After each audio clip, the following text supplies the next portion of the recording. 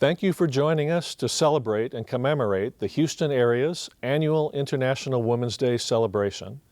I'm Daniel Stoker, President of the United Nations Association USA Houston Chapter, better known locally as UNA Houston, a nonprofit, nonpartisan organization affiliated with the United Nations Foundation and dedicated to educating, inspiring, and mobilizing Houstonians to strengthen the United Nations system. That includes achieving the goals set forth in the founding UN Charter and the world's 17 Sustainable Development Goals, also known as the Global Goals, with goal number 5 being achieve gender equality and empower all women and girls. The theme for this year's 2022 observance is Gender Equality Today for a Sustainable Tomorrow. 2022 is pivotal for achieving gender equality in the context of climate change and environmental and disaster risk reduction, which are widely recognized as the greatest global challenges of the 21st century. Women leaders have demonstrated their skills, knowledge, and networks to effectively lead in climate action, humanitarian response and recovery efforts for those struggling to survive natural and man-made disasters. In Houston, we're welcoming many of these displaced people to start a new life. That includes Afghan ally evacuees and Central Americans fleeing from climate disaster and resulting violence. Currently, we are witnessing the horrifying situation in the Ukraine, where the impacts on women and girls, including the hundreds of thousands displaced, remind us all conflicts, from Ukraine to Myanmar to Afghanistan, from the Sahel to Yemen, exact their highest price from women and girls. This has inspired us to invite renowned psychiatrist, educator, and trauma specialist, Dr. Sophia Banu, to join us today as keynote speaker. Today we celebrate the power and potential of women and girls. We recognize their courage, resilience, and leadership. Without gender equality today, a sustainable future and an equal future remains beyond our reach. This program brings a group of select leaders from various sectors of society who, in solidarity with you, will share their greetings and hopes for a more equitable future, where all can achieve and contribute the full potential. Together, we can break the bias. Please enjoy the program. Hello, I'm Mayor Sylvester Turner. Every year on March 8th, we take time to commemorate International Women's Day. It is a time to celebrate women's achievement and raise awareness against bias.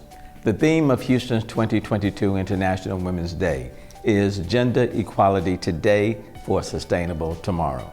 I hope you will all join me in reflecting on how we can do more to promote gender equality and call out or take action against inequities when we see them. It is well known that communities are healthier and more prosperous when women and girls have equal access to opportunities and actively participate in all aspects of society. Houston is a wonderfully diverse, inclusive, and thriving city. One big reason is because of the contributions made by women. The city of Houston remains committed to gender equity and dedicated to promoting women's rights. I thank Houston's United Nations Association for hosting this annual program and the many greater Houston area community leaders who are joining me today in Houston's International Women's Day celebration. Together, we can break the bias. Today, we celebrate the many achievements of women in Houston and around the world. And it is fitting that we celebrate all we have achieved and all we can achieve together with the United Nations Association Houston and Mayor Turner in this international city where we believe in the power of all people to contribute and to change our community. I grew up confident in the idea that women are equal and women are leaders because Houston's mayor, when I was young, was a woman. And by the time I was a teenager, so was our governor. And it is that belief in the fundamental equality of women that is central to the life of this community that we celebrate today. Like women around the world, Texas women have made their mark, from City Hall to the halls of Congress, all the way to outer space. And as we celebrate all we have accomplished, we also know that we cannot rest until all women are equal citizens of the world. We need gender equality today for the sustainable world of tomorrow. So I join with community leaders and the United Nations Association Houston in celebrating this International Women's Day and affirming our commitment to the women of the world. Greetings from Houston Community College. I'm Chancellor Cesar Maldonado, and I'm thrilled to be a part of celebrating International Women's Day. This day is not only to honor women across the globe for their impactful leadership and contributions in science, politics, industry, education, and many other areas. It's also a time to redoubt our commitment to equity for women. At Houston Community College, we value a world that's diverse, equitable, and inclusive, a world where we can take action for equality and break the bias against women. So let's all join the movement to break the bias, not only today, but all the time in everything that we do. Thank you. The pandemic has had a disproportionate impact on women and people of color, as well as those who are impoverished. It has actually set back the opportunity to reach global gender equality to 135 years. But the story does not need to end that way. The struggle for the equality of women does not belong to a single person or a single organization or country. It belongs to the collective will of all of humanity and our collective efforts to make this world a better, just, more equitable, inclusive place for everybody. Together, we can break the bias. Thank you, Congresswoman Fletcher. Hello, I am Dr. Rima Adil, UNA USA Houston Vice President of Programs and co-chair for Houston's 2022 International Women's Day program. I'm pleased to introduce our International Women's Day program keynote speaker, Dr. Sophia Banu.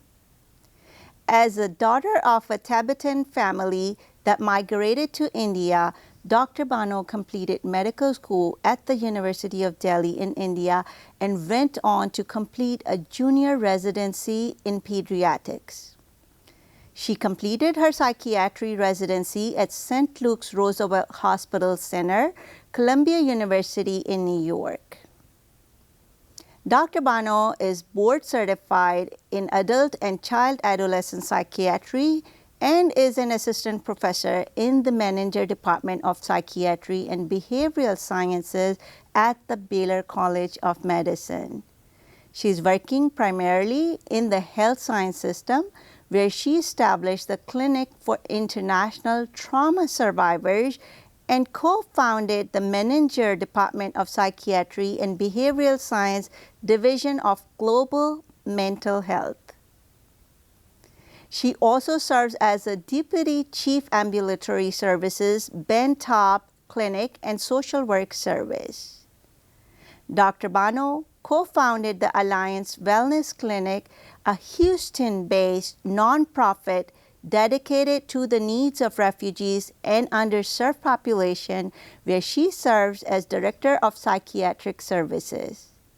With extensive experience treating refugees and survivors of violence and torture from all over the world, including Nepal, New York, Greece, Bangladesh, and Houston, she's fluent in many languages, including English, Tibetan, Nepali, Urdu, and Hindi.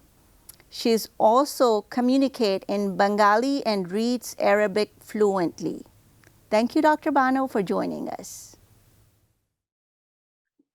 When I was asked to participate in this celebration, I struggled wondering what could I share about the work I do that emphasizes the theme gender equality and sustainability. I figured resilience is a synonym for sustainability, and other synonyms were stamina, supportability, vitality, acceptability, perseverance, tenacity, so on and so forth.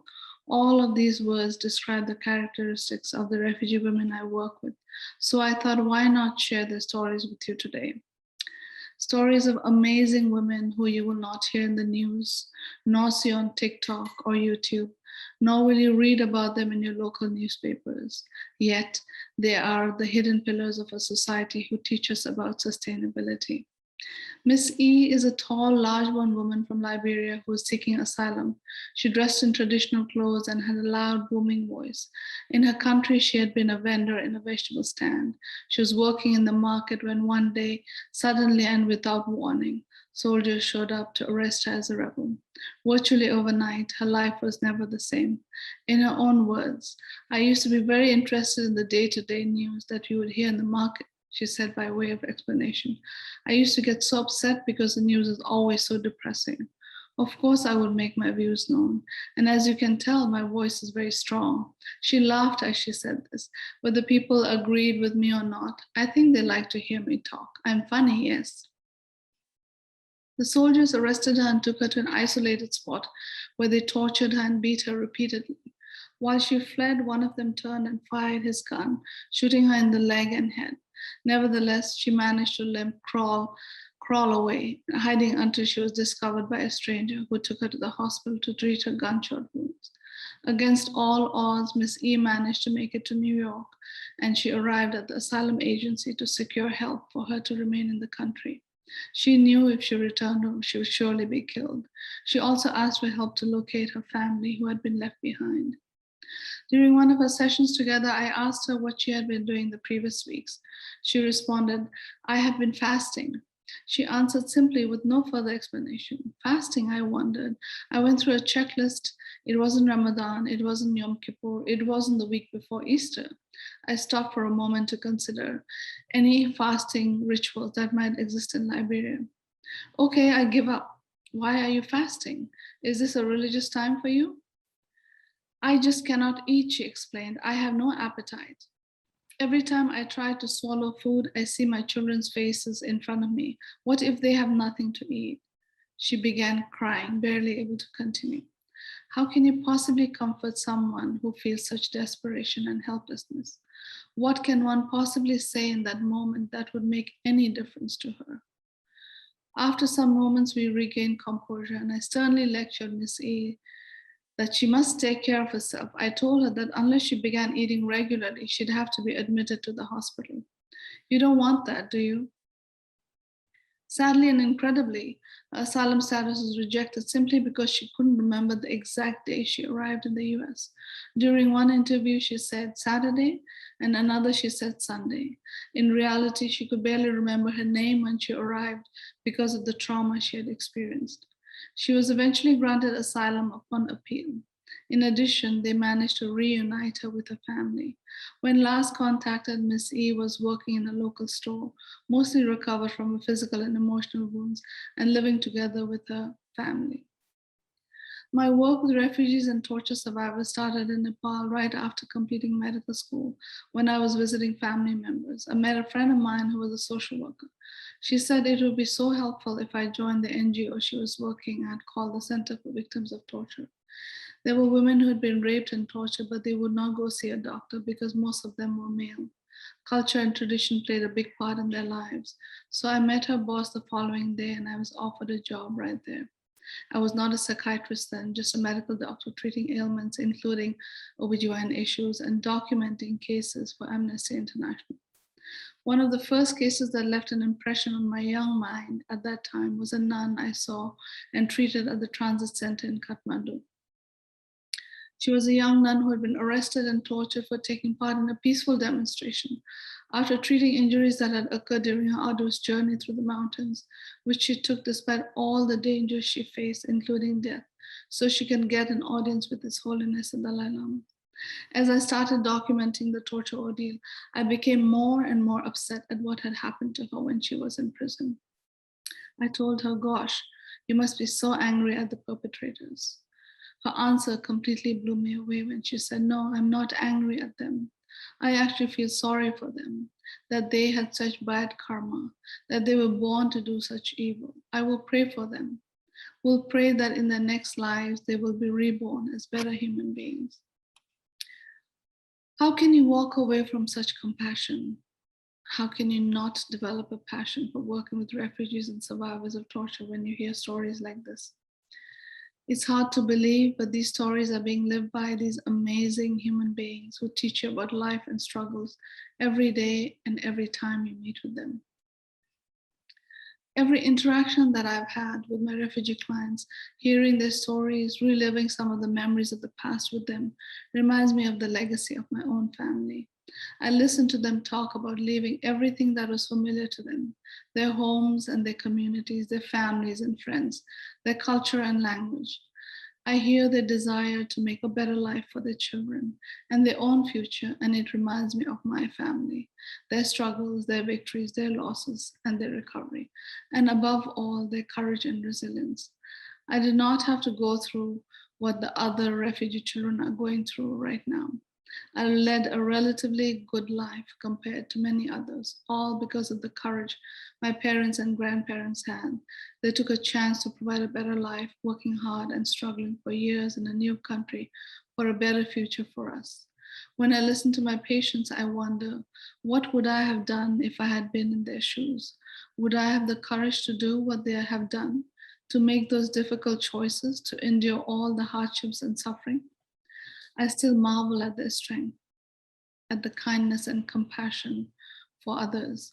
I am so incredibly thankful for the sacrifices that were made by my grandparents and parents. Just as I feel so honored to be part of the lives of those I help. I am a better person because of the dispossessed people I have known and helped. I try not to complain about mundane things. I am a stronger, kinder person because of them, because I'm a refugee's daughter.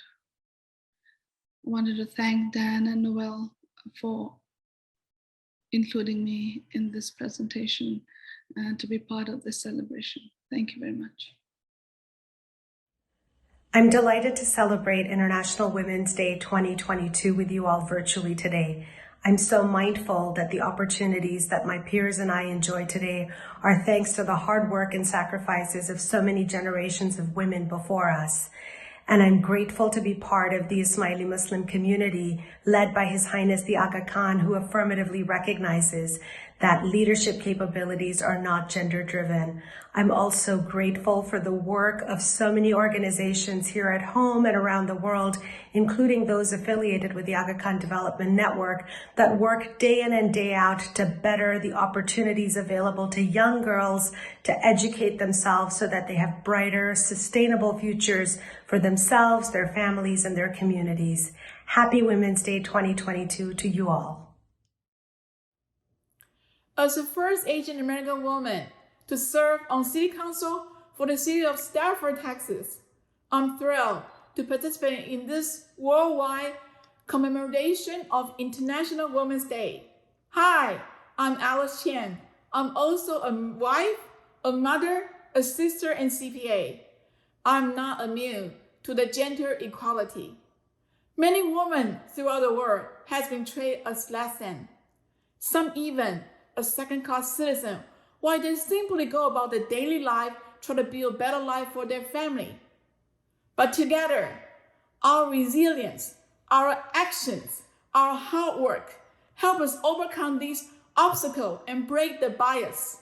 I pledge my support and solidarity with all of you to achieve a gender equality today for a sustainable tomorrow. Together, we can raise awareness, celebrate women's achievement, build a better life, better world for everyone. Happy International Women's Day. Thank you and God bless. Hi, I'm Tiko Reynolds Houseman, Chair of the Board of the Greater Houston Black Chamber of Commerce, and I send you greetings from the board and our membership. We know that women are starting businesses at 3 times the rate of their male counterparts. Women businesses make up 27% of all small businesses and 50% of the workforce. This International Women's Day, we stand in solidarity with you to achieve equality for girls and women across the globe. My name is Valérie Baraban. I'm the Consul General of France in Houston. I'm proud that the French President, Emmanuel Macron, made gender equality one of the great national causes of his term. Everything starts with a good example, and the French Ministry of Foreign Affairs is increasing the number of women in management, councils, and ambassadors. It's also raising awareness and providing training on gender issues, such as domestic violence. As the first woman appointed as Consul General of France in Houston, I'm a symbol of the commitment of France towards gender equality, and I'm fully committed to implement this agenda. On behalf of the United Nations Association in Houston, I hope you enjoyed this International Women's Day program. We gathered to promote and celebrate the power and potential of women and girls, and to recognize their courage, resilience, and leadership. We hope you will be inspired to do what you can to make progress towards a more gender equal world. I would like to thank my co-chair, Dr. Noelle Bizat-Flores, our other UNA USA colleagues dedicated to gender equality, keynote speaker Dr. Sophia Banu, and many community leaders and partner organizations sharing their greetings and hope in this program. Please be the change needed now. Celebrate women's achievements. Raise awareness against bias. Take action for equality.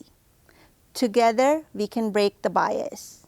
Thank you again for joining us in this International Women's Day celebration.